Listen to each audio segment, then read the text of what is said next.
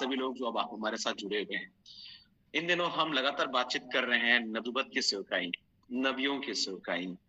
मेरे प्रियो, अभी मैं एक जगह में मैं गया हुआ था और मुझे लगा कि मैं उस मीटिंग में मैं गया, बहुत मिरेकल्स हुए, बहुत मिरेकल्स हुए, बहुत मिरेकल्स हुए।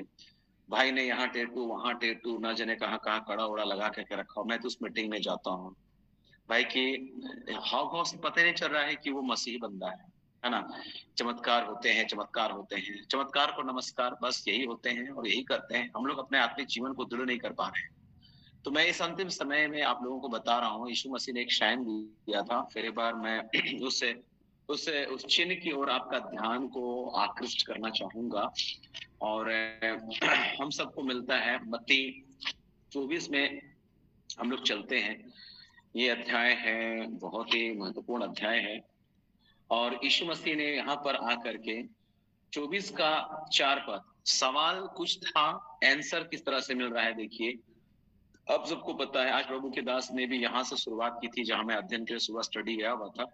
उन्होंने इस भाग को भी पढ़वाया था और इस भाग में आप 24 का 1 पद से आगे पढ़ते हैं तो आप सभी को यहाँ मिलता है कि जब यीशु मंदिर से निकल करके जा रहा था, है ना? आप अपनी बाइबल को देखिएगा, यहाँ लिखा है जब यीशु मंदिर से निकल कर जा रहा था तो उसके चेले उसको मंदिर की रचना दिखाने के लिए उसके पास आए। यीशु को मंदिर की रचना सिखा रहा, बताइए चेला लोग, इनको पता ही नहीं है कि यीशु कौन है ना? उसने उनसे कहा कि तुम ये सब देख रहे हो ना? यीशु मसीह बोला, ये रचना हमको मत दिखाओ, है ना? कभी-कभी हम लोग चर्च बिल्डिंग का डेकोरेशन, चर्च कैसा है, वो बिल्डिंग, चर्च नहीं, चर्च बिल्डिंग। चर्च तो आप और हम हैं, जिंदा लोग हैं, इसको संसार में से अलग किया गया, चुना गया, हम हैं चर्च। तो हम लोग कभी-कभी हमारा चर्च में ऐसा लाइट लगा है, ऐसा पंखा लगा है, ऐसा साउंड सिस्टम है, ऐसा म्यूजिक सिस्टम बजता है, वो सब तो ठीक है भैया। कौन बजा रहा है वो भी देख लीजिए, पान बीड़ी गुटखा वाला तो नहीं बजा रहा है। जिसका प्रभु के साथ कोई रिलेशनशिप नहीं है, वो आराधना में अगुवाई करेगा, बताइए, है ना? कानों को बहुत अच्छा लगता है, भीड़ है, बहुत अच्छा है, सब कुछ है, ताम-झाम है, बहुत सारी। कुछ वर्ष के बाद पता चलेगा, बहुत सारी चीजें पता चलेगी, है ना? तो यहाँ पर यीशु मसीह उनको बोलेगा, ये सब तुम देख रहे हो ना? मैं तुमसे सच कहता हूँ, यहाँ पर पत्थर भी ना छूटेगा जो ढाया ना जाए। ये जब ऐसा बात किया गया, कई बार मैं लोगों को बताया, आज मैं प्रभु के दास से सुन रहा था कि चेलों को कुछ समझ में नहीं आता था तो एकांत में यीशु मसीह से बात करते थे। एकांत में यीशु मसीह पहाड़ पर बैठा हुआ था, तो ये लोग आकर के बोलने लगा, हमें बता कि ये बातें कब होगी। जो अभी भी आप बोले, मंदिर गिरेगा, यहाँ पर कुछ भी नहीं रहेगा, ये कब होने वाला है, बता दीजिए हमें। और तेरे आने का और जगत के अंत का क्या चिन्ह होगा? 3 सवाल उन्होंने यीशु मसीह से पूछे। पहला कि मंदिर कब, ऐसा मंदिर के बारे में जो आप बोले ये कब होने वाला है? आप कब आएंगे दोबारा? फिर इस जगत का अंत का चिन्ह क्या होगा? तब यीशु मसीह ने 4 पद में उत्तर दिया, सावधान रहो कोई तुम्हें भरमाने ना पाए। मैं आप सबसे कहना चाहता हूँ, इस समय में, इस एंड टाइम में मेरे प्रियो, आपके लिए एक बहुत बड़ा चिन्ह ये है, सावधान रहो कोई तुम्हें भरमाने ना पाए। इस एंड टाइम में मैं आपसे एक बार फिर कहना चाहता हूँ, सावधान रहो कोई तुम्हें भरमाने ना पाए। आप जो तेल, पानी, ये वो अनॉइंटिंग ऑयल सर्विस, क्या होता है भाई अनॉइंटिंग ऑयल सर्विस? पागलों के समान भाग रहे हो, मुझे बताओ, वचन से प्रमाणित करो, अनॉइंटिंग ऑयल होता क्या है? मैं दिखाऊंगा अभिषेक का तेल। ये नबूवत की जो सेवकाई है, इसमें बहुत सारी चीजों को मैं बताने वाला हूँ। नबूवत का तेल क्या होता है, अभिषेक का तेल क्या होता है? ये अभिषेक होता है ना? अभिषेक के बारे में मैंने पहले बताया कि अभिषेक का अर्थ क्या होता है। अभिषेक, मसीह, मसीह का मतलब अभिषेक जन, ठीक है? तो ये अभिषेक तो होता क्या है? इसको अभिषेक कहता है। अभिषेक का मतलब क्या होता है? हम लोग बहुत अध्ययन करवाए हैं इस विषय पर, आपने कई अध्ययन सुना भी है। अभिषेक का मतलब ये नहीं कि ऐसा प्रार्थना किया, गिर गया, लोग फटा, अभिषेक उतर गया। अभिषेक वो नहीं होता भैया। अभिषेक का मतलब होता है चुना जाना, ठहराया जाना, अलग किया जाना, विशिष्ट काम हेतु, है ना? बहुत सारी चीजें हैं उसके ऊपर में, इसका टीचिंग मैंने दिया है पहले, और पता नहीं यूट्यूब पे उपलब्ध है या नहीं, अभिषेक क्या है। तो यहाँ पर देखिए, कोई तुम्हें भरमाने ना पाए, क्योंकि बहुत से ऐसे होंगे जो मेरे नाम से आकर के, मेरे नाम से, है ना? इसी क्रम में यीशु मसीह ने 24 पद में एक बात को बोला, क्योंकि झूठे मसीह और झूठे भविष्यवक्ता उठ खड़े होंगे।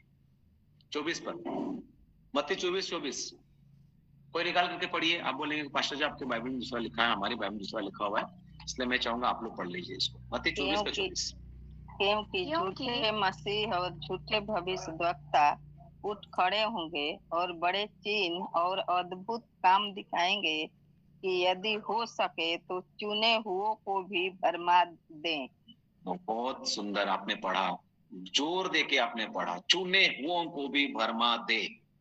और चुने हुए लोग भरमा दिए गए हैं। उनको लगता है चमत्कार किसी खास व्यक्ति का ही एक मतलब वरदान है, और हमारे पास तो ये है ही नहीं। हमने सोच लिया, हम पास्टर लोगों ने ये सोच लिया कई सारी जगह में, हमसे नहीं होने वाला है, ये तो दिल्ली वालों को स्पेशल मिला है, चेन्नई वालों को मिला है, ये तो जो है पंजाब वालों को मिला है, और हमको कुछ नहीं मिला। आप जो मुझे देख रहे हैं, हो सकता है आप में से कई लोग दिल्ली वाले भी होंगे। भैया, दिल्ली वाले के पास ये सब कुछ नहीं है, चेन्नई वाले के पास ये सब कुछ नहीं है। परमेश्वर ने हर विश्वास करने वालों के लिए दे रखा है। तो चमत्कार बड़ी बात नहीं है। जीवन परिवर्तन, हृदय का परिवर्तन, एक व्यक्ति का परमेश्वर के साथ एक अच्छा रिलेशनशिप, एक अच्छा संबंध में आगे बढ़ना, आत्मिक जीवन में मेरे प्रियो परमेश्वर के लिए जो है एक बड़ा गवाह बनना, है ना? तो प्रभु के यीशु मसीह का जीवन चरित्र को जीना, आचरण को जीना, परमेश्वर के स्वभाव में जीना, हम यहाँ चूक रहे हैं मेरे प्रियो। यहाँ पर लिखा है झूठे मसीह, झूठे भोजकता उठ खड़े होंगे। ये एंड टाइम का चिन्ह में ये बात बताया गया मेरे प्रियो। इसलिए मुझे ये सिखाना मतलब उचित लगा एक बार फिर से जरूर इस मंच में। और भी प्रभु के दास ने भविष्यवक्ताओं के ऊपर में, नबियों के ऊपर में बहुत सारी शिक्षाएं दी है, और आप लोगों ने उसको सुना भी है, ग्रहण किया है। बहुत बहुत धन्यवाद। एक बार फिर से आप इतनी संख्या में आए हैं। हमारे लिए संख्या बड़ी बात नहीं है, संख्या से किसी सभा का सफलता का जो सफलता को हम लोग नहीं आंक सकते हैं कि इतना लोग जमा हुआ था हमारे ऑनलाइन मीटिंग में, तो इतने लोग जमा होते हैं, ये बड़ी बात नहीं है मेरे प्रियो। भीड़ से अधिक भीड़ बनना ज्यादा आवश्यकता है मेरे प्रियो। भीड़ का हिस्सा मत बनिए, लेकिन मैं आपसे बताना चाहता हूँ, भेड़ बन करके दिखाइए, भेड़ बनिए, भेड़। मैं एक बात और बोलता हूँ कि भीड़ नहीं, भिड़ने वाला चाहिए। शैतान से भिड़ना है, संसार से भी भिड़ना है, भिड़ने वाला चाहिए, है ना? भीड़ नहीं, भिड़ने वाला चाहिए। भीड़ का हिस्सा तो बहुत लोग बनते हैं। यीशु मसीह के समय में कई तरह का भीड़ था, यीशु मसीह को फॉलो कर रहा था, लेकिन सब भीड़ यीशु मसीह को सच में जो पसंद करने वाले लोग नहीं थे। आज बहुत सारे लोग आ जाते हैं केवल आशीर्वाद देने के लिए, जुड़ गए हम अमुक पास्टर को तो परमेश्वर बना के रख दिया लोग, है ना? अरे अन्य पास्टरों को भी सुनिए ना, कभी उनके पास भी शिक्षा है। हम लोग ने पास्टर सॉल ही सब कुछ है, सर्वोपरि न। अरे बाबा, पास्टर सॉल को इतना मत अहमत दीजिएगा, और भी बहुत सारे प्रभु के दास हैं, कभी तो सुनो उनको, तब तो समझ में आएगा कि कौन क्या है। हम लोग बोलते हैं पास्टर सॉल की वजह से मैं आज यहाँ तक पहुंचा हूँ। पास्टर सॉल वो वजह नहीं भाई, आपने केवल पास्टर सॉल को सुना है, किसी और को भी सुन लीजिए तो आपको समझ में आएगा कि वहां भी है। अभी वो प्रभु के दास आए, बाया हाथ करके रखे हैं बाइबल को। बहुत सारी बातों को समझना पड़ता है, क्या बोलना चाहते हैं। तुरंत हम किसी भी चीज में निष्कर्ष में भी ना निकले। बहुत सारे वचन में भी कभी कभी वो ठीक नहीं बोला, वो ऐसा बोला, निष्कर्ष मत निकले तुरंत। जो है ना, किसी भी व्यक्ति का रिजल्ट आप मत बनाइए। सभी काम कर रहे हैं, अपना सेवकाई कर रहे हैं, लेकिन मैं इन दिनों अंतिम दिनों की बात बता रहा हूँ मेरे प्रियो, कि नबूवत की सेवकाई बहुत बढ़ेगी, और ये हो गया है। अंतिम समय में जिसको देखो प्रॉफिट, जिसको देखो प्रॉफिट, है ना? तो ये जानना अति अवश्य हो गया है कि एक भोजदत्ता है कौन, एक भोजदत्ता है कौन। और इसलिए इस विषय पर को फिर एक बार मैं छू रहा हूँ। बहुत सारे सेवक लोगों ने भी बताया होगा, और आपने बहुत सारे शिक्षाएं न जाने कहां कहां से आपने लिया भी होगा, है ना? लेकिन जो मैंने भी सीखा है, मैं अपना जो विचार है उसको आपके सामने रख रहा हूँ। जो मैंने सीखा है, हो सकता है मैं गलत होऊंगा और आप सही होंगे, है ना? हमारी बातों को भी परखिए, तौलिए इसको अच्छा से, और जो उचित होगा तो पकड़ लीजिए। आपको लगता है कि ये नहीं, ये मेरे लायक नहीं है, तो छोड़ दीजिए उसको, लेकिन विवाद नहीं करेंगे हम लोग, है ना? तर्क वितर्क नहीं करेंगे, हम लोग सीखेंगे आगे। हम सब सीख रहे हैं और सिखाएंगे प्रभु हम लोगों को, उसका आत्मा सबसे अच्छा टीचर। तो पुराने नियम में बाइबल नबियों को बहुत ही विशिष्ट स्थान देती है।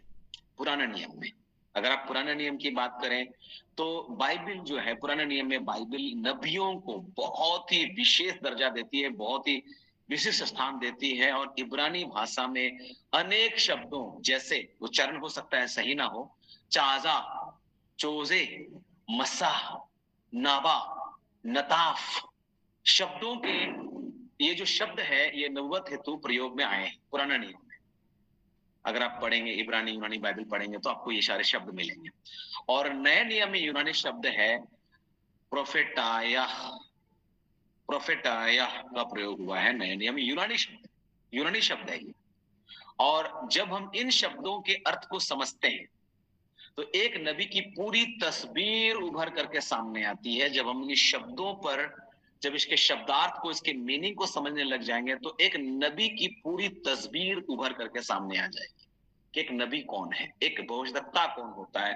क्योंकि आएंगे मसीह के नाम से आएंगे, दूसरा नाम से नहीं आएंगे भाई, वो यीशु का ही नाम इस्तेमाल करेगा।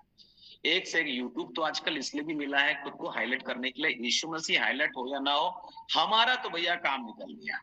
ठीक है, तो एक नबी कौन होता है उस पर हम अध्ययन कर रहे हैं। एक नबी परमेश्वर के लिए, एक जो भविष्यद्वक्ता होता है वो परमेश्वर के लिए एक दर्शी है। मेरे एक दर्शी है, मैंने क्या बोला, वो एक दर्शी है, दर्शी।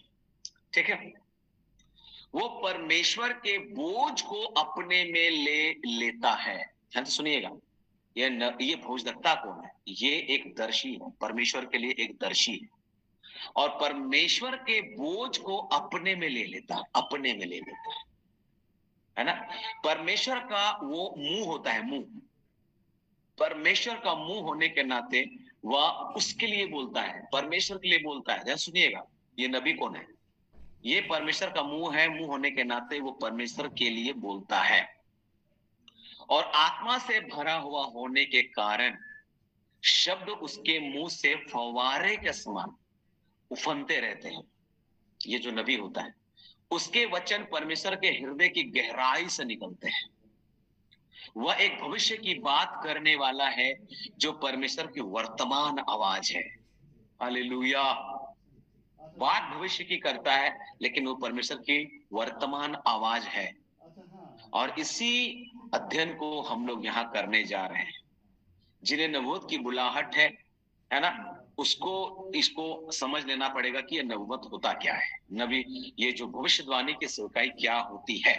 तो जो लोग ठीक से बाइबल नहीं पढ़ा है और अभी भी नर्सरी क्लास में है, शायद उसको न समझ में आए, लेकिन जो जो बात आपको समझ में आती है, अगर आप नोट डाउन कर सकते हैं तो नोट डाउन करें। ये आने वाले समय में आपको लाभ पहुंचाएगा, है ना। हो सकता है अभी आप ए फॉर एप्पल और बी फॉर बॉल से शुरू किए, क्योंकि कई लोग बाइबल को बाप दादा जमाना से पढ़ रहा है, लेकिन फिर भी बाइबल की बातें समझ में नहीं आती, उसके पढ़ने समझ में नहीं आते। मैं बताना चाहता हूँ, यीशु मसीह जो भी करते थे ना, अपने चेलों को बोला, अभी तुम लोग को नहीं समझ में आ रहा है, बाद में समझ में आएगा। अभी तुम लोग को समझ में नहीं आ रहा है, बाद में समझ में आएगा। तो अभी भी बहुत सारी चीजें आपको नहीं समझ में आ रही है, लेकिन इसके बाद समझ में आएगा आप लोगों को। एक वचन निकालिएगा, यूहन्ना 13:7, यूहन्ना 13:7, है ना। चलिए यूहन्ना 13:7, चलिए यूहन्ना 13:7 पढ़ते हैं। क्या लिखा है यहाँ पर? यीशु ने उसको उत्तर दिया, जो मैं करता हूँ तू उसे अभी नहीं जानता, परंतु इसके बाद समझेगा। आमीन। यीशु मसीह क्या बोल रहे हैं? जो मैं अभी करता हूँ उसको तुम अभी नहीं समझोगे, जो मैं कर रहा हूँ ना अभी तुमको नहीं समझ में आएगा, इसके बाद समझ में आएगा। जीवन की बहुत सारी बातें तुरंत समझ में नहीं आती है मेरे प्रियो। हम लोग अपने हिसाब से ये नहीं, ऐसा होना चाहिए, वैसा होना चाहिए, हम निर्धारित नहीं कर सकते कि क्या होना चाहिए, तब तो हम परमेश्वर हो जाते ना। अपने हिसाब से हम सोचते हैं कि नहीं ये ऐसा होना चाहिए, वैसा होना चाहिए, परिवार ऐसा हो, सारी चीजें है ना, तो फिर हम ही परमेश्वर है, सारा डिसाइड तो हम कर ले रहे हैं। मेरे प्रियो, कई चीजें आपके कहने से नहीं होगा कि ये हो जाएगा, वो ऐसा हो जाए तो अच्छा होता, ये ठीक नहीं हुआ, ऐसा होने से तो अच्छा होता, नहीं होगा वैसा, जब तक परमेश्वर की मर्जी ना हो किसी बात में, है ना। तो हम देखते हैं, अभी तुमको नहीं समझ में आ रहा है जीवन का ये बात, मेरे जीवन में ये दुख क्यों आया, इस दुख के पीछे भी अगर आप प्रभु से प्यार करते हैं ना, ये दुख भी भलाई को लेकर के आएगा। सारी बातें मिल करके भलाई को लाएगा, ऐसे लिखा है बाइबल में, है ना। सारी बातें मिलकर के आपके जीवन में होने वाली सारी बातें, अगर आप प्रभु से प्यार करते हैं मेरे, उनके लिए कहा गया ये सारी बातें मिलकर के भला ही को उत्पन्न करेगा, भला ही को उत्पन्न करेगा, है ना। तो नबी को दर्शी भी कहा जा सकता है, दर्शी, है ना। इब्रानी भाषा में चाजा, है ना, चा में आकर चा, ज में आकार हा, चा, है ना। तो चाजा शब्द देखना, इसका मतलब होता है देखना, देखना या ध्यान से देखने के लिए इस शब्द का प्रयोग किया गया है। चाजा का अर्थ है ध्यान से देखना या बारीकी से देखना। आप देखेंगे पहला सामिल उसका 9:9, अगर मैं गलत ना हूं, वहां एक वचन है पहला सामिल 9:9, निकालेंगे पवित्र शास्त्र बाइबल में, पहला सामिल 9:9 निकालेंगे। 1 मिनट में अपना फैन चला रहा हूं, है ना।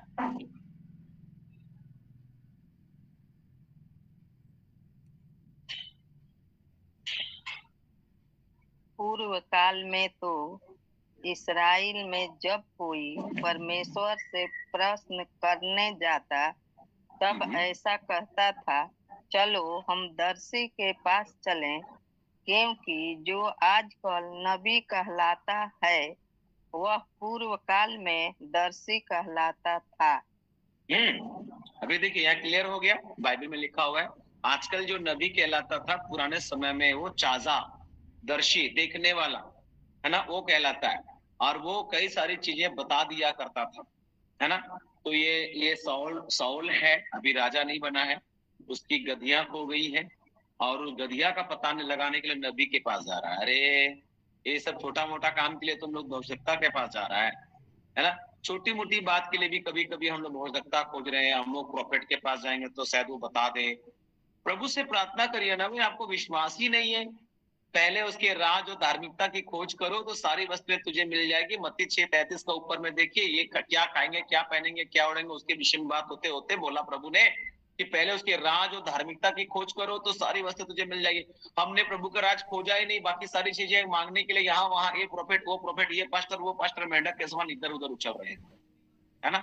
हमने खुद के बारे में जाना ही नहीं मेरे प्रियो कि मसीह में हम कौन है।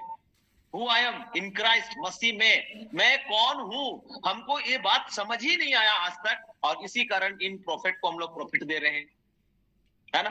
देखिए भविष्यवक्ता की सेवकाई नहीं है, ऐसी बात नहीं है। मैंने बताया कलीसिया की नींव इस पर रखी गई है ना। फाउंडेशन स्टोन तो यीशु मसीह है जरूर, लेकिन आपको नबी को पहचानना पड़ेगा, ठीक है। तो यहाँ हम लोग देखते हैं कि पूर्व कालीन इजराइल में यदि कोई परमेश्वर की इच्छा जानना चाहता था ना, तो क्या होता था, वे कहते थे कि क्यों ना हम किसी दर्शी के पास जाएं, क्योंकि जिसे हम नबी कहते हैं उसी को दर्शी कहा करते थे वो लोग। दर्शी कौन है? दर्शी वो व्यक्ति है जिसकी आंखें खुली रहती है, जिसकी आंखें खुली रहती है। नबी की आत्मिक आंखें खुली रहती है और वह बिल्कुल साफ साफ देख सकता है, वह आध्यात्मिक राज्य को निहारता है, और जो किसी अन्य के द्वारा नहीं देखा जा सकता है वो ये देखता है मेरे प्रियो। ये नबी है, वो नबी है, समझने बात को। जब परमेश्वर की आत्मा उस पर उतरती वह परमेश्वर के जैसे देखने लगता है, और ये नबूवत की से जुड़ी सेवा है। मसीह की देह जो कलीसिया है एक नबी की आंखों के समान कार्य करती है मेरे प्रियो। मसीह की देह जो कलीसिया है वो एक नबी की आंखों के समान कार्य करती है। एक माता के समान इसने प्रकट करती हुई परमेश्वर भी अपने नबियों को प्यार से संबोधित कर सकता है, मेरी आंखों का तारा। आप और हम ये हो सकते हैं। मैंने बताया, सवाल किया गया था, भविष्यवाणी बहुत लोग कर सकते हैं लेकिन भविष्यवक्ता सब लोग नहीं होता है। भविष्यवक्ता एक पदवी है, भविष्यवाणी कर सकते हैं, ये एक कार्य है। बहुत सारे भविष्यवाणी, लेकिन वो रेगुलर नियमित नहीं हो पाएगा, वो ये कार्य है। लेकिन भविष्यवक्ता का जो पद होता है, नबी जो है ना, वो एक पोस्ट है, पोस्ट है ना। तो कभी कभी आप देखेंगे अलग अलग लोगों के द्वारा भविष्यवाणी हुआ, लेकिन फिर वो दोबारा मार्केट में दिखाई नहीं दी, उसको भविष्यवक्ता बोल करके फिर उसको कहीं आप देख ही नहीं पाए। आप देखिए यहोशापात के समय में, बताइए यहोशापात के समय में कौन है जिसने बोला कि युद्ध तुम्हारा नहीं, युद्ध हमारा है? परमेश्वर तो बोला ही बोला, लेकिन वो परमेश्वर किसको बोलने के लिए उभारा, दोबारा नाम मिलता है उसका कहीं? आप सभी को पता है, दूसरा इतिहास में इसका जिक्र है। पहला इतिहास, दूसरा इतिहास में आपने पढ़ा होगा यहोशापात के समय की लड़ाई। तो आपने ये वचन तो देख लिया, संग्राम तुम्हारा नहीं यहोशापात मेरा है। कौन बोला? ये परमेश्वर बोला, ठीक है। परमेश्वर किसको बुलवाया, है ना? वो दोबारा वो दिखाई नहीं दिया वो। तो समय समय पर किसी किसी ने, बहुत सारे लोगों ने भविष्यवाणी की, लेकिन इसका मतलब वो नहीं कि वो भविष्यवक्ता है, वो भविष्यवक्ता है, ऐसा नहीं। परमेश्वर वो वरदान दे सकता है, लेकिन ये स्पेशल एक पोस्ट है मेरे प्रियो, एक पदवी है, एक बुलाहट है, हम बोल सकते हैं बुलाहट है ये भविष्यवक्ता होना, ठीक है। तो एक कलीसिया बिना किसी नबूवत संबंधी अगुवाई के एक अंधी कलीसिया चाहिए हमको। जो बातें एक प्रेरित, प्रचारक, शिक्षक या पास्टर से चूकने जैसे लगती हो ना, मैं आपको बताना चाहता हूं, जो बातें एक प्रेरित, प्रचारक, शिक्षक या पास्टर, ये प्रेरित है, ये भविष्यवक्ता है तो हमने छोड़ दिया उसको, प्रचारक है ये, और ये साहब पास्टर है, ये टीचर है। मैं बता, अगर इससे चूक हो गई ना, एक नबी जो है ना, ये नबी, एक नबी आसानी से उसको देख सकता है। ये उंगली नबी है, याद रखिएगा। ये वाला उंगली, 5 उंगली को ऐसा कीजिएगा तो 5 फोल्ड मिनिस्ट्री प्रेरितों के काम में पढ़ लीजिएगा। ये नंबर जो है ना, ये नबी का होता है। उसकी नजर बड़ी अजीब होती है मेरे प्रियो, नबियों की। वो भीतर तक पहुंच जाती है। वह कलीसिया के लिए एक अगुआ है ना। अब हम बोल सकते हैं यहाँ पर कि वो तर्जनी उंगली के समान है जो दिशा सूचक संकेत देता है, इधर चलो, खबरदार, वार्निंग दे रहा है, ये देखो डायरेक्शन। किसी को भी जब आप किसी कोई चीज दिखा रहे होते हैं तो कैसे दिखाते हैं? ओ देखो, देखिए मुझे सब लोग देखिए वीडियो में, क्या आप ऐसे करते हैं या ऐसे करते हैं? क्या करते हैं आप? इस उंगली से किसी को बोलते हैं उधर जाना है, ऐसे तो नहीं बोलते हैं। उधर जाने का मतलब आपको बोलेगा इसको 1 लगी हुई लगता है ना। आप क्या करते हैं? ये वाला डायरेक्शन इससे दिखाते हैं, उस तरफ जाओ, उस तरफ जाओ। वार्निंग इस उंगली से दिखा। कोई कभी किसी को वार्निंग दिया, खबरदार, है ना? ये वाला बोलने से तो इसका 2 अर्थ निकलता है। या तो okay, everything is good, it's okay, है ना। और दूसरी बात, किसी को ठेंगा दिखाना, है ना। हमने 2 सिंह शैतान को क्या किया? 2 सिंह वाले शैतान को ठेंगा दिखाया। गाना गाते हैं बच्चे, संडे स्कूल के बच्चे लोग, ठेंगा दिखाया, ठेंगा दिखाया। ठीक है, तो इसका 2 मतलब होता है। एक तो हाँ ठीक है, सही है, और दूसरी बात की ठेंगा। ठीक है, तो तर्जनी उंगली, ये वाला उंगली, ये दिशा सूचक संकेत देता है और इसके द्वारा एक नबी ये बताता है कलीसिया को किधर बढ़ना है और किधर नहीं बढ़ना है, किधर जाना है, किधर नहीं जाना है, डायरेक्शन। ये वाला उंगली, ये भोजदत्ता का उंगली है मेरे को। ये भोजदत्ता है। अभी भोजदत्ता तो खाली चंगाई में लगा हुआ है। तेरा बिगड़ा हुआ काम बन जाएगा, तेरे को नौकरी मिलेगी, अगर तुमको बाहर जाना, विदेश का वीजा, पासपोर्ट सब बन जाएगा तेरा, अमेरिका में नौकरी लगने वाला। भैया स्वर्ग की बात कोई नहीं कर रहा है, वचन की शिक्षा में कैसे दृढ़ होना, मजबूत होना, उसकी बात तो कोई नहीं कर रहा है मेरे प्रियो। अभी सब किसी का भविष्य ही बताने में लगा हुआ है, तेरा पर्सनल भविष्य की बात हो रहा है मेरे प्रियो। मैं आपको बताना चाहता हूँ, मेरी बात सुनिएगा, जो बातें प्रेरित, शिक्षक या पास्टर से चूकने जैसे लगती है, एक नबी आसानी से उसको देख सकता है। उसका नजर बड़ा अजीब होता है और भीतर तक पहुंच जाती है। वो कलीसिया के लिए एक अगुआ है और तर्जनी उंगली के समान जो दिशा सूचक संकेत देता है, जिसमें कलीसिया को बढ़ना या नहीं बढ़ना है। अंधे के हाथ कुछ भी स्पर्श करते हैं, उनके पैरों के नीचे कुछ भी आ जाता है, उनके मुख में कुछ भी आ जाता है। इसी प्रकार जो नबूवत संबंधित सेवा को लेने में असफल रहे हैं, वे इस तरह कूदते, फांदते और गिरते रहते हैं। इसलिए बाइबल हमें चेताती है कि जहां नबूवत से जुड़ी भी बात नहीं होती है ना, वहां लोग निरंकुश हो जाते हैं। मैंने बताया कि नबी दर्शी होते हैं, दर्शन देखने वाले। ठीक है, और आप नीति वचन 29 का 18 को बहुत अच्छे से जानते हैं, है ना। वहां पर जो बात है वो ये है, मूल में ये बात है। नीति वचन 29 का 18 पढ़िए, जाना माना वचन है।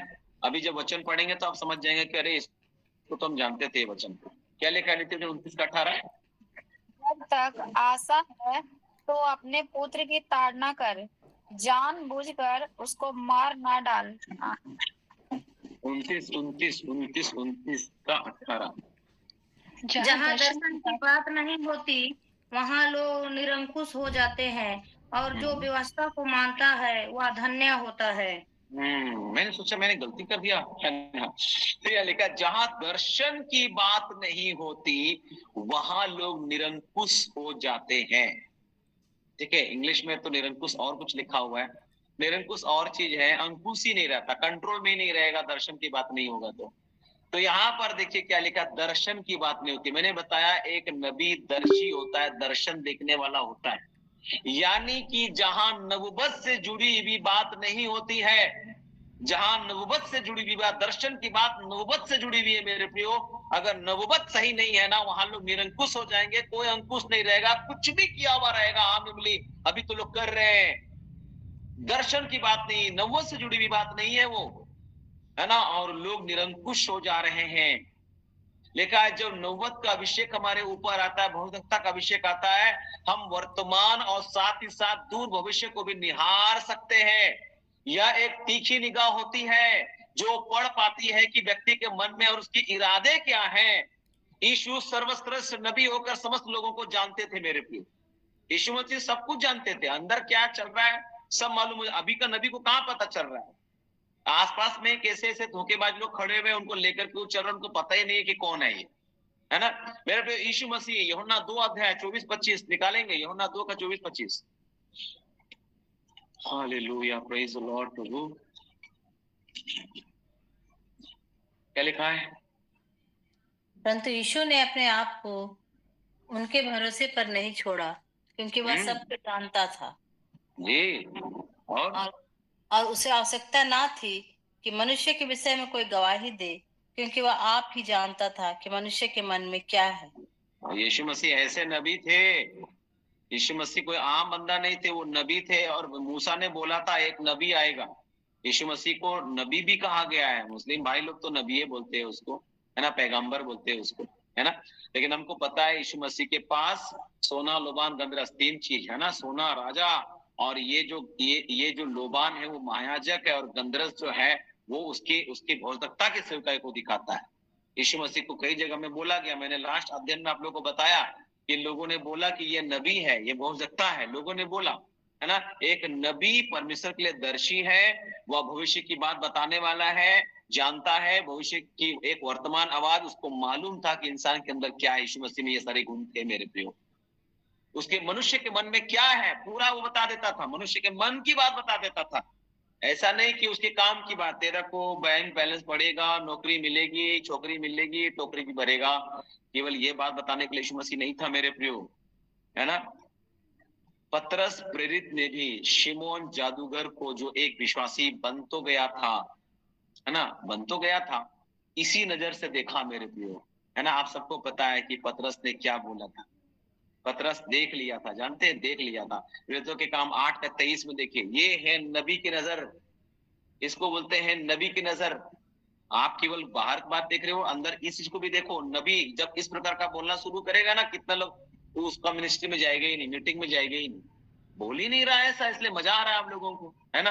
8:23 देखिए, प्रेरितों के काम। क्योंकि मैं देखता हूँ कि तू पीत किसी कड़वाहट और अधर्म के बंधन में पड़ा है। आमीन। देख रहे हैं, पतरस देख लिया इसको, इस बंदा को, है ना। शिमोन जादूगर के बारे में लिखा है, जो देखा कि बाप पे प्रेरित लोग हाथ रखते हैं, लोग पवित्र आत्मा से भर जाता है, रुपया लेकर के आया था, विश्वासी तो बन गया, ये यरूशलेम की कलीसिया का मेंबर है ये, है ना। लेकिन उसको पावर चाहिए। इन दिनों सबको पावर चाहिए, पावर पावर पावर।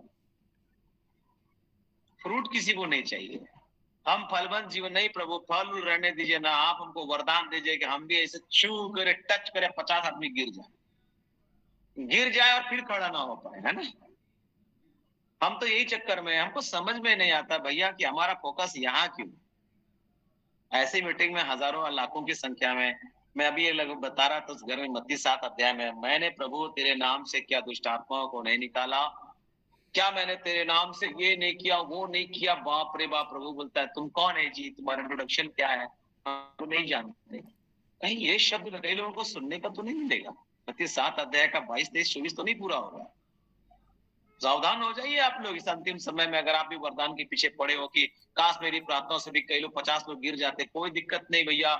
आप गुप्त में रहो, एकांत में आपका संबंध अच्छा रहे, और एकांत में कई लोगों को प्रभु के प्यार के बारे में बता करके लोगों को जीत लो। शायद दुनिया आपको ना जान पाए, कोई फर्क नहीं पड़ता है, परमेश्वर की नजर में आप आ चुके हैं, क्योंकि उसकी नजर छुपी हुई चीजों को देखता है मेरे प्रियो। जो गुप्त है उस जगह में भी उसकी आंखें उसको देख सकती है, वरन पृथ्वी के सबसे नीचे लस्तवाओं में भी उसका आंख देख सकता है। तेरी आत्मा से पाक करके मैं कहाँ जाऊं, भजन संहिता 139 अध्याय। हालेलुया। हम चुप नहीं सकते, उसकी निगाहें हमें घेर घूर रही है। यहाँ पर पतरस पे ऐसा बोला, बाप रे बाप, अरे शिमोन तेरा मन सीधा नहीं है, तेरा मन सीधा नहीं है, पित्त का सा कड़वा है, कड़वा, है ना। उसको बोल दिया सीधा मुंह पे, ठीक है। आज का पतरस होता ना तो तुरंत, ला भैया कितना पैसा दे रहे हो, अभी मैं दुआ कर देता हूँ आपके लिए, अभी मैं दुआ कर देता हूँ। या तो पहले दुआ करेगा, बोलेगा जो लाया था दे दो भैया जल्दी। हम वो पतरस, नए नियम का पतरस भला हुई पतरस का कि इसको 1 रुपया नहीं लिया। आज का पतरस होता ना तो तुरंत पहले रखो इधर, मैं दुआ करता हूँ, अभी होली स्पिरिट से भर जाओ, 1 2 3 राइट नाउ। थोड़ा नबी को पहचानो भाई। ये ऐसा नबी था, प्रेरित, ऐसा बोला, अरे भैया मैं देख लिया हूँ, देखता हूँ कि फिर किसी कड़वाहट और अधर्म के बंधन में तो पड़ा हुआ है। फिलिप्पुस एक प्रचारक जो ना समझ सका, पतरस ने समझ लिया। यहाँ पर साथ में फिलिप्पुस भी है। उसको नहीं समझ में आ गया, नहीं समझ में आया। उसे सीमोन जो परमेश्वर के दान को पैसे से मोल लेना चाहता था, आंख में आंख डाल करके पतरस बोला, इसे हम नबूवत से भरी हुई नजर कहते हैं। इसी को बोलते हैं नबूवत से भरी हुई नजर। ये नजर कहाँ है? आपने चंगाई की बात तो कर दी लोगों को हृदय को, तेरा हृदय ठीक नहीं है, ग्रहण करने लायक नहीं है इस समय। कौन बोल सकता है भैया अभी बोल के दिखाओ? आपकी अगली मीटिंग में आएगा ही नहीं बंदा। दोबारा मीटिंग करवाना नहीं, इस बंदे को बुलाना नहीं भैया, ये कुछ भी बोल देता है, ऐसा नहीं है, सही नहीं है ये। बोलो ना कि प्रभु आपके, मैं देख रहा हूँ ब्रदर, अच्छे अच्छे लोग वहां खड़े होते हैं ना मंच में, सब एसपी डीएसपी, उधरी में जाके उसके लिए प्रेयर करता हूँ, वाह प्रभु मैं देख रहा हूँ ब्रदर आपके साथ ये होने वाला। सब बेचारे गांव के भोले भाले लोग सोचते कि हमारे पास कब पहुंचेगा रे भाई कौन। सब बड़े बड़े विशिष्ट लोग को जो कुर्सी जो बैठा हुआ, कुर्सी में तो 50 रुपए लग रहा है ना। कुछ जगह में तो चलो मना किया है, प्रभु दास लोगों ने मना किया कि चलो पैसा नहीं लेना। अब बड़े बड़े लोगों को ये फिर भी तो गन्ने मारने लोगों को ना आगे बैठाएंगे हम। कुछ लोग तो खुद से भी बैठ जाते हैं आगे, हम गन्ने मारने व्यक्ति हैं, आगे बढ़ जाते हैं। बेचारा गरीब भोला भाला झोला लेके बैठा हुआ, उधरी में पानी कैसे है, बाथरूम कुछ नहीं है, कितना गंदगी में रह करके 3 दिन का मीटिंग पार कर देता है। लोग बोलते हैं बाप रे बाप, चलो प्रभु इनको निश्चय आशीष देगा। लोग बोलते हैं भैया आपके लोकल पास्टर भी हैं, उनसे सीख लो, समझ लो, उनके पास भी सब कुछ है, क्यों मारा मारा फिर रहे हो, है ना। खैर चलिए, ये भी होना अच्छा है, करने दो भैया, सबको करने दो, सबका न्याय तो होगा एक दिन, है ना। न्याय तो करने के लिए हम यहाँ बैठे नहीं है, लेकिन सब बातों का नजर रखा है प्रभु। आप कहाँ हो, किसकी खोज कर रहे हो, किसके पीछे भाग रहे हो? यीशु मसीह आपसे दूर नहीं, परमेश्वर आपसे दूर नहीं, है ना। तो नबी जो है वो बाहरी धर्मीपन और पहरावे के बहाव में नहीं खींचे चले जाते हैं, याद रखिएगा। एक नबी जो है वो बाहरी धर्मीपन और पहरावे के बहाव में नहीं खींचे चले जाते हैं। जब दूसरे लोग किसी पेड़ के फल और पत्ती पर नजर रखते हैं ना, नबी कहाँ नजर रखता है पता है आपको? आपको पता है जब हम किसी पेड़ को देखेंगे तो पत्ते और फल पर हमारी नजर जाएगी, लेकिन एक नबी जो होता है ना वो कहाँ देखता है पता है? जड़ को निहारता है। एक नबी का देखना और आपका देखने में फर्क है। आप किसी पेड़ को देखेंगे तो उसका पत्ता देखेंगे, उसका तना देखेंगे, उसकी शाखाएं देखेंगे, उसके फल देखेंगे, लेकिन जब नबी एक पेड़ को देखता है मेरे प्रियो, तो इस पेड़ का वो जड़ को देखता है, वो जड़ को निहारता है। ये नबूवत की सेवकाई है मेरे प्रियो। आज की नबूवत की सेवकाई में हम फल देख रहे हैं, पत्ता देख रहे हैं, तना देख रहे हैं, शाखाएं देख रहे हैं, वहां से हमको फायदा जो होने वाला है। जिस दिन आप जड़ की बात करना शुरू करेंगे ना, मैं आपको बताना चाहता हूं कि कलीसिया जड़ से मजबूत हो जाएगा, जड़ से मजबूत हो जाएगा। आज के नबूवत की सेवकाई में जड़ की बात की नहीं जाती है, खाली फलो फूलो की बात की जा रही है। जड़ को मजबूत करो। कौन नबी है जो बोलता है जड़ को मजबूत करो, जड़ को मजबूत करो? अभी हम लोग बोले फलो केवल फलवंत हो, आशीषित हो जाओ, खुश रहो, आशीषित हो जाओ, अच्छा रहो, भला चंगा रहो। जड़ की बात नहीं कर रहे, तेरा जड़ मजबूत नहीं है, अंदर से कीड़े खा रहे हैं, पेड़ धराम से गिर जाएगा। हम लोग नहीं बात करते मेरे प्रियो। जब आप और हम पेड़ का फल और पत्ते को देख रहे होते हैं ना, एक नबी जो है ना जड़ को निहारता है, जड़ को। नबियों को अपनी कथनी अनुसार होना चाहिए, जो एक कुल्हाड़े के जैसा है, पेड़ की जड़ पर रखा है, ऐसा वाला भविष्यवाणी होना चाहिए। कुल्हाड़ा कहां पर रखा हुआ है? पेड़ की जड़ पर, ऐसा वाला भविष्यवाणी होना चाहिए। कुल्हाड़ा कहां रखा हुआ है? पेड़ की जड़ पर। हमको पता है अगर ऐसा बोलेंगे तो भैया मेरे ऊपर कुल्हाड़ा चढ़ जाएगा, तो क्यों बोले हम? नबूवत की सेवकाई ऐसे नहीं होती है। अभी का जो नबी लोग है ना, वो लोग आकर के फुसला रहा है आप लोगों को, बहला रहा है आप लोगों को। नबूवत बनने चले, प्रोफेट है ना, प्रोफेटिस, अरे बाप रे, भोजदक्तिन क्या प्रचार कर रहा है पता नहीं भैया। नबियों, मैं आपको बताना चाहता हूं कि जो है उनकी जो नजर होती है वो जड़ में होती है, वो गहराई में छिपी बात को देखता है। वे लोगों के हृदय में पाए अभिप्रायों को परख लेते हैं। परख के वरदान की आत्मा एक नबी में बहुत बारीकी से काम करती है मेरे पे। उसके अंदर जो है ना परख का वरदान होता है नबियों के अंदर में। नबूवत ऐसे नहीं होता है। एक नबी का जो सेवकाई होता है जिसमें परख का वरदान होता है उसके पास, वो परख लेता है। दर्शी शब्द का इब्रानी समकक्ष शब्द क्या है? उसके करीब का शब्द क्या है? रूह। रूह दर्शी शब्द का इब्रानी जो समकक्ष है, जो सामने का समतुल्य जो शब्द है वो है रूह। इसका अर्थ वह जो दर्शन देखता है या दर्शन देखने हारा, बाइबल के अनेक नबियों ने दर्शनों के द्वारा वचन को पाया। जो वचन उन्होंने पाया था ना, कैसे पाया था पता है? दर्शन के द्वारा पाया था। आप यशाया, हबक्कुक, यजकेल, जकरिया, दानियल, उनमें जितना भी लोगों को आप देखिएगा, दर्शन के द्वारा उन्होंने वचन को पाया था, दर्शन से। समझ रहे बात को? और जिन्होंने ऐसे दर्शनों से संदेशों को पाया था, जो भी संदेश उन्होंने पाया, दर्शन के द्वारा पाया था। आप इन तमाम नबियों के पुस्तक को पलट कर देख लीजिए, दर्शन भी इन्होंने वचन को पाया, संदेश को पाया। बाइबल अनेक अलग अलग प्रकार के माध्यम से बताती है कि जिनसे नबियों ने संदेशों को पाया। कुछ ने दर्शनों के द्वारा, किसी ने आवाज को सुना, और ऐसे भी हैं जिन्होंने अपने भीतरी मनुष्यों में आवाज को सुना, भीतरी मनुष्यत्व से आवाज को सुना। दूसरों ने स्वप्नों के द्वारा, कुछ ने स्वप्नों के द्वारा, और ऐसे भी है जिनके पास सरदूत आया संदेश देने के लिए, सरदूत आया। तो अलग अलग तरीके से लोगों को मिला। कोई लोगों को दर्शन से मिला, कुछ लोगों को भीतर में आवाज आई, उन्होंने आवाज सुना, और कुछ लोगों को ना जो है सपने आए, और कुछ लोगों के पास सरदूत आए। ऐसे उनको वचन मिला, ऐसे संदेश उन्होंने पाया। कुछ ने तो परमेश्वर को आमने सामने देखा, ऐसे भी नबियों को आप देखेंगे, और उसके द्वारा उन्होंने संदेश को पाया। बाइबल में आप अध्ययन कर लीजिए कैसे कैसे नबियों को संदेश मिला। ठीक है? कुछ लोगों को दर्शन के द्वारा, कुछ लोगों को आवाज सुनाई दिया, अंदर से आवाज आई। कुछ लोगों को जो है ना क्या हुआ, सपने उन्होंने देखा, सपन के द्वारा प्रभु ने भविष्य बताया। और कुछ लोगों को सरदूत आकर के बताया, और कुछ लोग आमने सामने देखा और उन्होंने संदेश पाया। और दूसरे और हैं जो परमेश्वर के वचन पर मनन करते समय उन्होंने प्रकाशन को पाया, प्रभु की बात को उसमें सुना। माध्यम कुछ भी रहा हो, एक नबी प्रकाशनों से भरा हुआ जन है मेरे प्रिय, याद रखिए। एक नबी वो है जो प्रकाशन से भरा हुआ है, वह प्रकाशनों की दुनिया में रहता है, प्रकाशनों की दुनिया में रहता है। ऐसा नबी देख पा रहे हैं आप इन दिनों? प्रकाशनों की दुनिया में रहता है वो एक नबी। गिनती 12:6 में लिखा है, मेरी बातें सुनो, यदि तुम में कोई नबी हो तो उस पर मैं यहोवा दर्शन के द्वारा अपने आप को प्रकट करूंगा, या स्वप्न के द्वारा उससे बातें करूंगा। स्वप्न के द्वारा से बातें करूंगा। गिनती 12:6 में लिखा हुआ है।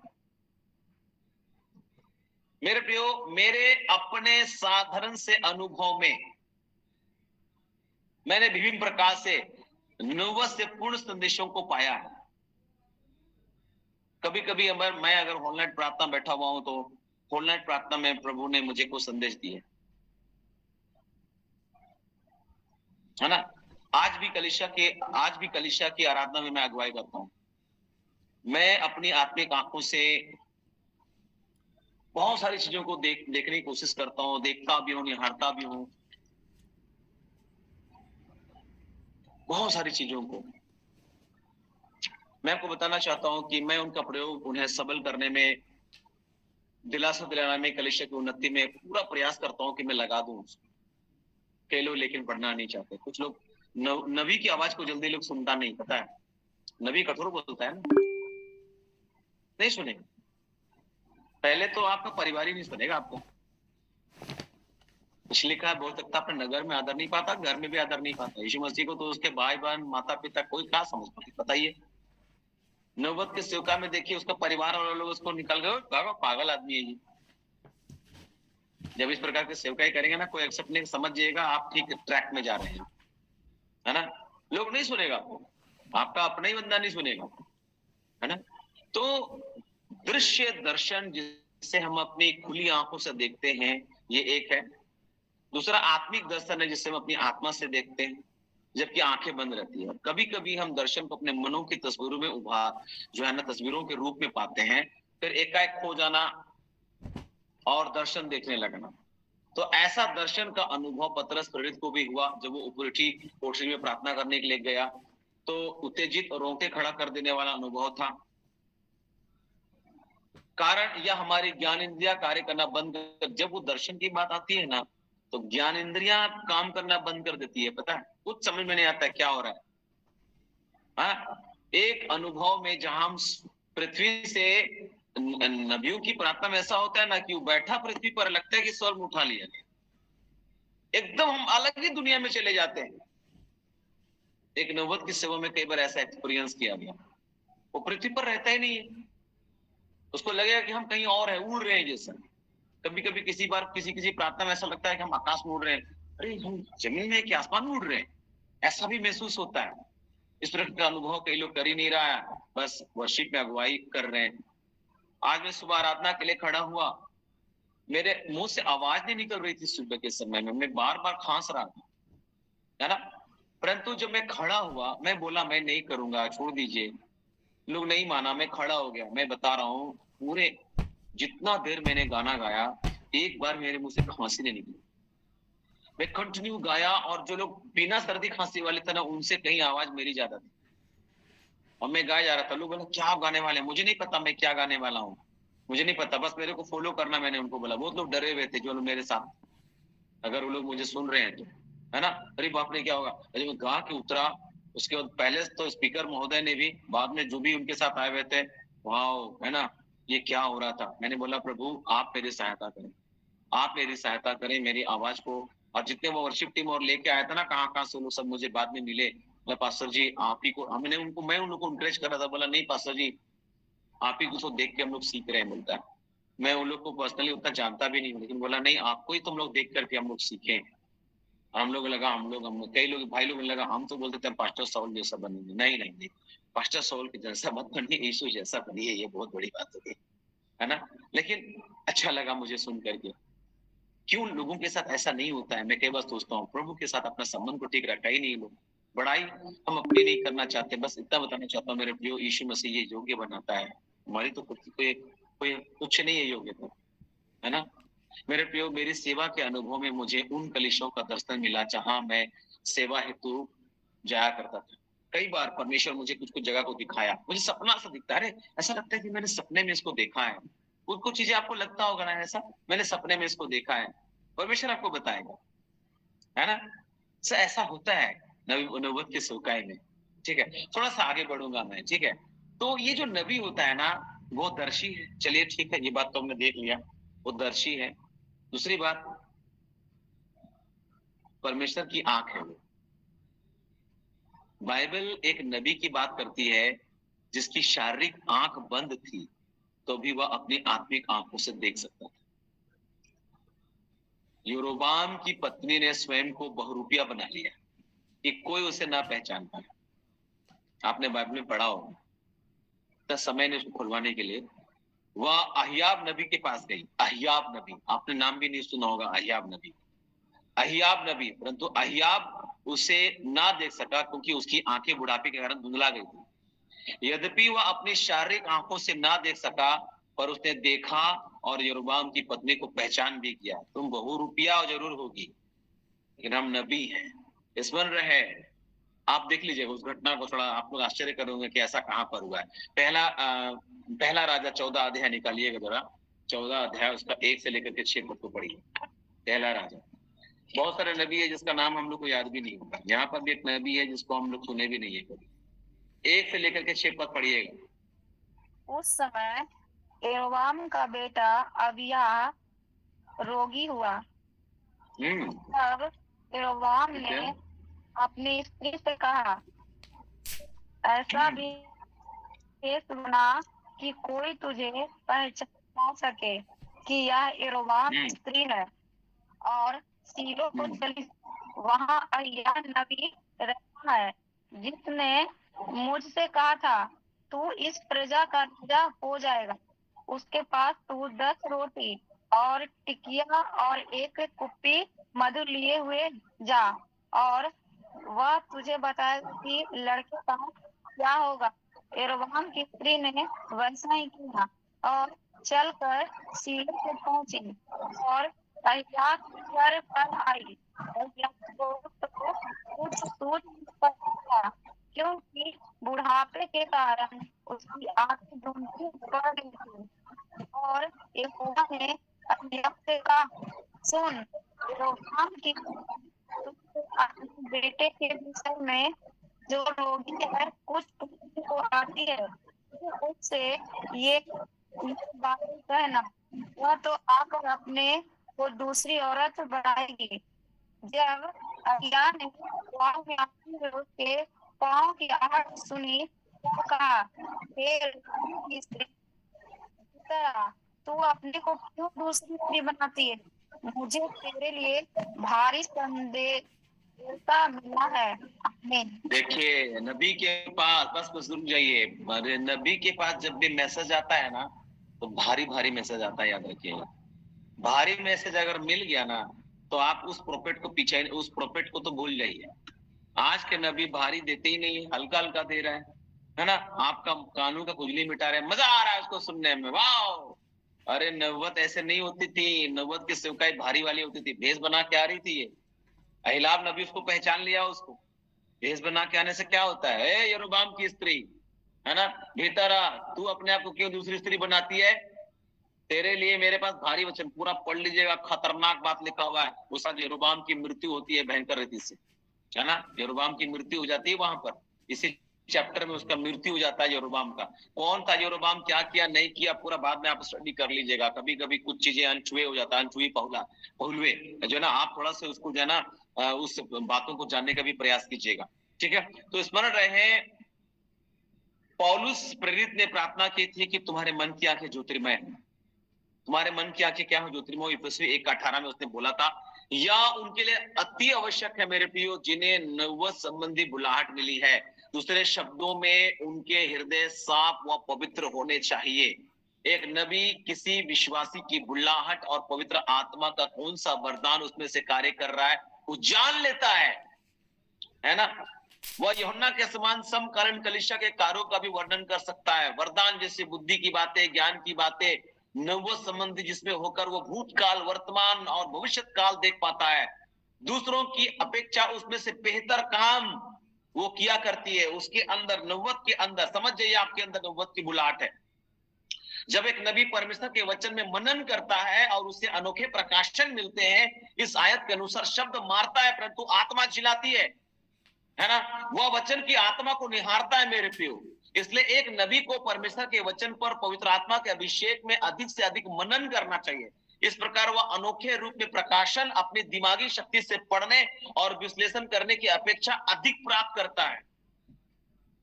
बहुत सारी बातें शायद आपके सर से पार हो जाए। मैं आपको बताना चाहता हूं मेरे प्रियो, वह आयत को अपनी आत्मिक आंखों से पढ़ता है। कभी कभी आपके पास बाइबल नहीं होगा, लेकिन वो ऐसा बोलेगा, वचन से ही बोलेगा। नबुवत की सेवकाई में ऐसा है। तभी तो प्रया उसके अपने वचनों के अर्थ दूसरों को नए प्रकाशन से लगते हैं। जब वो बोलता है ना, ये यूनिक था, ये अलग था। नबुवत का प्रचार ऐसा होता है, ये समथिंग डिफरेंट, है ना, ये दूसरे से जो है ना एकदम अलग है। आप देखिए, कुछ लोग बोलेंगे ना, अरे इसको कम सुने, लेकिन नबुवत की सेवकाई में ना नया लगेगा आपको। पहला पत्रस उसका 1 अध्याय उसका 10-12 पद पढ़िएगा ना, उसका अलग अलग रहेगा। उसका जो बोलने का जो तरीका है, स्टाइल है, कहना है, एकदम अलग। वही वचन आप किसी और के मुंह से सुने, लेकिन वही वचन जब नबुवत करने वाला सेवक जब प्रचार कर रहा होता है ना, तो वो नबुवत का जो सेवकाई होता है ना, उसमें आप उसी वचन को अब अलग टाइप से सुनोगे। हालांकि परमेश्वर का प्रत्येक दास पवित्र आत्मा से प्रकाशनों को पा सकता है ना। हर एक दास, उन्हें जो अगुवाई मिलती है उसमें परमेश्वर के सेवक भी कलीसिया को आगे बढ़ाते हैं, परंतु नबुवत संबंधी सेवाओं के विकल्प नहीं हो सकते हैं। वो नबुवत की सेवा एकदम डिफरेंट है मेरे प्रियो। निर्गमन की अवधि में बादल एवं आग का खंभा इस्राएलियों को क्रमशः आगे बढ़ाता गया। निर्गमन की पुस्तक में बादल का खंभा, आग का खंभा वो लोगों को आगे बढ़ाता चला गया। मूसा नबी और वाचा का संदूक उन्हें आगे बढ़ाते गए। मूसा नबी और वाचा का संदूक, परंतु तब भी मूसा ने अपने ससुर, है ना, अपने ससुर रूबेल के पुत्र होबाब से सलाह लेने का प्रयास किया। रूबेल का पुत्र था होबाब, उसका नाम था, उससे सलाह लेने का प्रयास किया। उसने उससे कहा, हमको ना छोड़, क्योंकि हमें जंगल में कहां कहां डेरे जो है खड़ा करना चाहिए, वो तुझे ही मालूम है। तू हमारे लिए आंखों का काम देना। अपना ससुर से सलाह मांग रहे हैं। जिस प्रकार होबेब मूसा और समस्त इस्राएलियों की आंख बना, आज के नबी, प्रभु की कलीसिया और उसके सेवकों की आंखें हैं मेरे प्रिय। आज के जो नबी है ना, मैं आपको बताना चाहता हूँ, वो कलीसिया के लिए और सेवकों की वो आंखें हैं। वो आपके लिए नबी जो है ना आंख है, आपको रास्ता दिखाएगा। प्रार्थना करते रहे कि परमेश्वर हजारों नबी खड़े कर दे जो अपनी टकटकी निगाह से देखते रहे कि हम बिल्कुल साफ साफ देख पाए और सही रास्ता में हम चले। वो परमेश्वर की आंख है नबी, आपको गिरने नहीं देगा, आपको जो है ना भटकने नहीं देगा, सही राह तक पहुंचाएगा, किसी भी कीचड़ में फंसने नहीं देगा, गड्ढे में गिरने नहीं देगा। वो नबी है। वो आज वो नबी की जरूरत है मेरे प्रियो, तुमको गड्ढे से उभार ले, जो हमको सही राह दिखाए, सही रास्ता दिखाए। आज के नबी तो वो खुद चंगाई का काम कर रहे हैं। केवल चंगाई नहीं होता नबी से। नबी का मतलब समझिए, नबी होता कौन है? वो दर्शी है। नबी परमेश्वर की आंख है। नबी परमेश्वर का आवाज है, वर्तमान आवाज है ना। जब भी कलीसिया पीछे हटती है, नबी की कमी पड़ती है। याद रखिएगा, सही नबी की जरूरत है। आज भीड़ बहुत दिखाई दे रहा है मीटिंग सभा सब में, इसे सफलता मत मानिएगा। भीड़ किसी कलीसिया का सफलता का पैमाना नहीं होता है। लेकिन आत्मिक जीवन क्या है? अभी भी लड़ मर रहे हैं हम लोग, है ना। अभी भी करोड़ों आत्माएं हैं जो नरक की ओर जा रही है, मूर्ति पूजा फंसी हुई है। और हमारी कलीसिया भर गई तो लगता है कि वाह वाह वाह, हम लोग काम खत्म कर दिए, कंप्लीट कर दिए। लेकिन करोड़ों आत्माएं मेरे प्रिय अब भी बिना यीशु मसीह के जी रही है ना। जब भी कलीसिया पीछे हटती है, नबी की कमी पड़ती है। एली के समय में परमेश्वर का वचन दुर्लभ था, प्रकाशन तक नहीं था मेरे प्रियो। पहला सामुएल 3:1 में लिखा हुआ है, दुर्लभ था। इसी तरह से जब कलीसिया के दुश्मन हावी होने लगते हैं, नबूवत कम होती जाती है। मालूम है इन दिनों कलीसिया के दुश्मन कैसे हावी हो रहे हैं? इसका मतलब नबूवत की सेवकाई सही नहीं चल रही है। नबूवत की सेवकाई सही नहीं चल रही है। परंतु तुम्हारे वर्तमान समय में हमारा प्रभु हमसे मिलने आ जाता है। हम एक ऐसे कालखंड या ऐसे काल में समय में आने वाले हैं मेरे प्रियो, जो आरंभ की कलीसिया से अधिक महिमामय होगा। याद रखिए, ये होगा, अधिक महिमामय होगा। जागृति की अंतिम बारिश में हम लोग भीगेंगे। वो प्रथम बारिश थी, वहां प्रथम बारिश में भी बहुत सताव, बहुत तकलीफ आया था। अंतिम बारिश में भी होगा। हम अंतिम बारिश का सामना करने वाले हैं। जागृति की अंतिम बारिश समस्त स्थानों में बरसने जा रही है। कोई तो कहो आमीन, हालेलुया, आमीन, आमीन, आमीन, है ना। प्रभु नबी का अभिषेक अपनी कलीसिया में देखने जा रहा है। सच्चे नबी आएंगे, जरूर आएंगे, और हमारे बीच में है। हम उनको नहीं पहचान पा रहे। हमने झूठे नबियों को सर में बिठा के रखा हुआ, आंखों के पलकों में सजा लिया हम लोगों ने उन लोगों को, है ना। लेकिन परमेश्वर की आंखों में देखने वाले नबी अर्थात दर्शी जगह जगह दिखने जा रहे हैं। होगा ऐसा, और आप में से भी कई लोग होंगे, आप अपनी बुलाहट को समझ ही नहीं पा रहे हैं। आप भी हो सकते हैं वो, कोई भी उसकी आवाज बन सकता है, कोई भी उसकी आंख बन सकता है, कोई भी उसका मुंह बन सकता है। नबी जो परमेश्वर की ओर से देखने वाला होता है, वो उसकी आंख है, वो उसका मुंह है मेरे प्रियो। आप हैं, आपको पता भी नहीं चल रहा कि मैं वो कर सकता हूं। मेरे प्रिय नबी, क्या तुम इस महान सेवा के लिए ललायत हो? अब मुझे नहीं पता भविष्य के कितने लोग नबी बनने वाले हैं। सच्चाई और खराई से आप लोग बोलोगे, प्रभु के दिल की बात आप लोग बोलोगे, प्रभु की आवाज बनकर के आप खड़े हो जाओगे, प्रभु की आंखें बन जाओगे आप लोग। कि मैं आप सबको उत्साहित करता हूँ, आप कर सकते हो।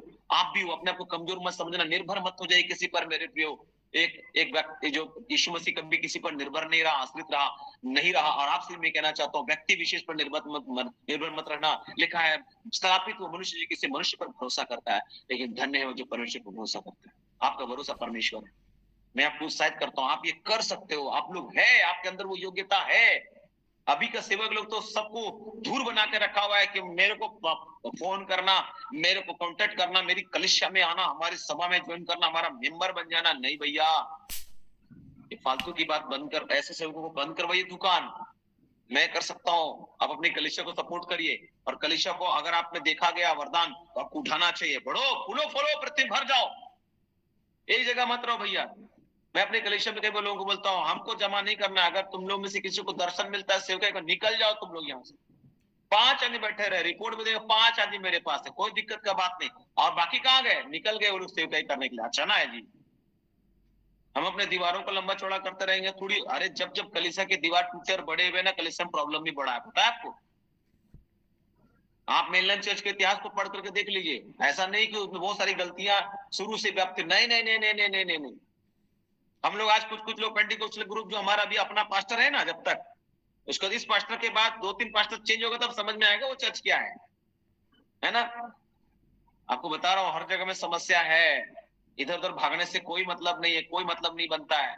आज चर्च यहाँ ऐसा दिख रहा है, कल वहां, अभी आप किसी चल जाएगा, अरे आपका चर्च कितना अच्छा, हमारा चर्च तो ये इस समय आपका भी था, है ना। हम लोग भाग रहे हैं यहाँ से वहां कूद फांद रहे हैं, ये पास्टर अच्छा, वो पास्टर अच्छा, वो पास्टर अच्छा। हम लोग बस यहाँ तुलनात्मक बातें कर रहे हैं। प्रार्थना करो भैया अपने अगुवे के लिए भी, अगुओं के लिए तो आंसू है ही नहीं आपके पास, बस ये अच्छा अगुवा नहीं होगा दूसरा अगुवा के पास चले जाएंगे, है ना। क्या तुम उसकी कलीसिया की आंख बनना चाहते हो? आपसे भी बताना चाहता हूँ, क्या आप परमेश्वर की कलीसिया की आंख बनना चाहेंगे? क्या आप परमेश्वर जैसा देखना चाहते हो और परमेश्वर की वाणी को यथावत अब बोलना चाहते हो? हाँ, परमेश्वर आज अपने नबी को खोज रहा है। मैं आपको बताना चाहता हूँ कलीसिया में वो लोग हैं और वो आप हो सकते हैं। उसकी वाणी है, मैं किसको भेजूं और हमारे ओर से कौन जाएगा? यशायाह 6:8। कौन है जो ये कहना चाहता प्रभु मैं तैयार हूं? क्या आप भी उसी चाह से कह सकोगे? यदि आप नबी बनना चाहते हो तो आपके हृदय और आपकी आंखें पवित्र होनी चाहिए। ईश्वर ने बड़ी सावधानी पूर्वक कहा कि शरीर का दिया आंख है, और यदि तेरी आंख निर्मल है तो सारा शरीर भी निर्मल होगा, यदि तेरी आंख बुरी हो तो सारा शरीर अंधेरे में, सारा शरीर भी अंधेरा हो जाएगा। इस कारण वो उजाला जो तुझ में है यदि अंधेरा हो तो वह अंधकार कैसे बड़ा होगा। मसीह की कलीसिया के लिए भी आंख एक दीपक है मेरे प्रियो। और ये नबूवत की सेवकाई के बारे में बात हो रही है। यदि वो आंख अच्छी है उसकी पूरी देह प्रकाशित रहेगी। जिस दिन कलीसिया में नबी जो आंख है वो अच्छे नबी मिल जाएगा ना, पूरी देह प्रकाशित होगी। पूरी देह मतलब मसीह की देह प्रकाशित होगी मेरे। हालेलुया। मसीह की देह, अच्छे अगुवे अच्छे नबी नहीं रहे ना कलीसिया में, इसीलिए गड़बड़ हो जा रहा है। अतः नबियों के लिए कितना आवश्यक है परमेश्वर की आंखें हैं शुद्ध, साफ और पवित्र। दूसरों की आंख तिनके को निकालने से पहले, दूसरों की आंख के तिनके को निकालने से पहले उसे स्वयं की आंख का लट्ठा निकाल लेना चाहिए। इसलिए यह अति महत्वपूर्ण है कि नबी को अपना विवेक साफ करना चाहिए। क्या ही उत्तम जवाबदारी है मेरे प्रियो। ये एक नबी जो है वो आंख है परमेश्वर का। अंतिम बात बताकर खत्म कर रहा हूं, समय मेरा समाप्त हो गया। नबी एक बोझ उठाने वाला होता है। नबी परमेश्वर का हृदय बोझ उठाता है मेरे को। परमेश्वर के हृदय का बोझ वो उठाता है, एक नबी है। वे माध्यम जो परमेश्वर की भावनाओं को प्रकट करते हैं। जब जब परमेश्वर को दुख होता है वे रोने लगते हैं, नबी। जब परमेश्वर क्रोधित होता है वे परमेश्वर के क्रोध को प्रकट करते हैं, नबी। वे उससे जो परमेश्वर से घृणा करता है वही करते हैं, नबी। जब परमेश्वर को प्रसन्नता होती है वो आनंदित और मगन होते हैं, वो है नबी। क्योंकि वे उसकी उपस्थिति में अधिक समय बिताते हैं, उसके साथ बातें करते हैं, वो है नबी। परमेश्वर के स्वभाव को प्रकट करते हैं, वो है नबी। हालेलुया, वो है नबी। आप अध्ययन करिए, एक नबी जो परमेश्वर के भावनाओं को प्रकट करता है। जब परमेश्वर को दुख होता है तो वो रोने लगता है, नबी। महसूस होता है कि परमेश्वर रो रहा है इस समय, इस भीड़ से उसको आंसू आ जाएगा। कोई चीज से जब घृणा होती है परमेश्वर को, उससे उसको घृणा होती है। और जब प्रसन्नता होती है तो वो भी आनंद से भर जाता है। प्रभु की उपस्थिति में समय बिताने वाला व्यक्ति होता है, उससे बात करने वाला व्यक्ति होता है, परमेश्वर के स्वभाव को प्रकट करने वाला व्यक्ति होता है, नबी। और इसके लिए इब्रानी शब्द है मसा। तभी मैंने बताया चाजा। अभी यह मसा इब्रानी शब्द एक नबी को दर्शाता है। और मसा का मतलब होता है बोझ। बोझ, कहीं कहीं नबी के लिए मसा शब्द आया है। मसा का अर्थ होता है बोझ। आइए हम बाइबल के नबियों को ध्यान से देखें। हम देखते हैं कि अपने संदेशों, गीत, भजन से और अपने हुलिये से परमेश्वर के स्वभाव को चित्रित करते हैं ये नबी। ये नबियों की किताबों के छोटे बड़े कथनों में हम देख सकते हैं मेरे प्रियो। आप पूरे नबियों की पुस्तक को अध्ययन करिए। नबी हबक्कुक ने जो बोझ देखा, बाबिल पर जो बोझ, आमोस के पुत्र यशायाह ने देखा मोआब के विरुद्ध बोझ, दमिश्क के विरुद्ध, मिस्र के विरुद्ध, और ऐसे छोटे छोटे वाक्य बार बार दोहराए गए हैं हबक्कुक 1 में। भारी वचन, यशायाह 13 का, यशायाह में देख लीजिए ना, पल्ला के दूध में भारी वचन, भारी वचन, भारी वचन, एक बोझ दिया गया, बोलो उसको जाकर के। डर भी लग रहा है, कैसे बोले प्रभु, इतना खतरनाक बात आपने बोल दिया है। नबी डरता नहीं है। आज सच्चाई बोलने में डर लग रहा है हम लोगों को। तेल मालिश कर रहे हैं, पौलुस के समान प्रचार चल रहा है ना। एक नबी परमेश्वर से संदेश को या तो एक दर्शन या एक बोझ के रूप में पा सकता है मेरे प्रिय, एक नबी। और जब कुछ विनाश या किसी की तबाही होनी होती है ना, वो अपने हृदय में बोझ रखते हुए संदेश को पाता है। पता है, बहुत खतरनाक बात लिखा हुआ है। आप उन तमाम भविष्यवक्ताओं के पुस्तक को अध्ययन किए, पुराने नियम को हम लोग पढ़ते ही नहीं है, नया नियम अटके हुए। पुराना नियम खाली नीति वचन, वचन थोड़ी है। वचन संहिता केवल वचन थोड़ी होता है ना। कोई भी बात उसके हृदय में उठती है, जैसे चिंता, क्रोध, भय या गहरा दुख उठता है, उन पर सावधानी से विचार करते हुए तौलना चाहिए मेरे प्रियो।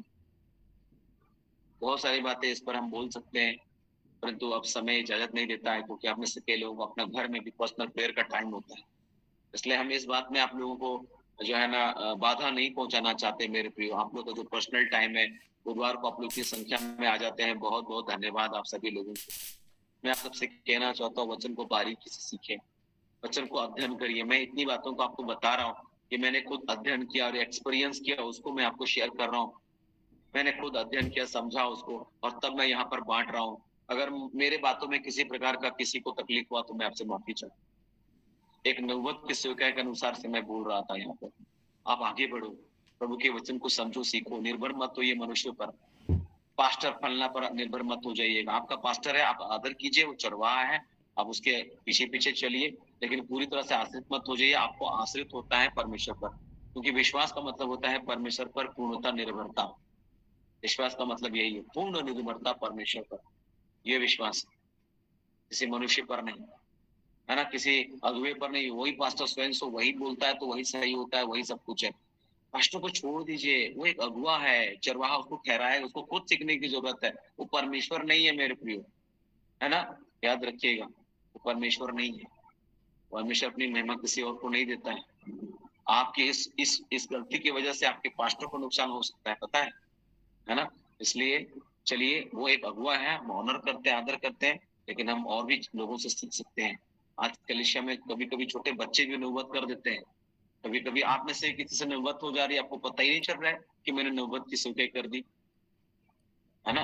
तो आप किसी कोई कम नहीं, यहाँ पर प्रभु की नजर में आप सब बराबर हो। परमेश्वर किसी को तौलता नहीं कि वो भारी है, ये हल्का है, नहीं। यहोवा ने बनाया, अच्छा बनाया।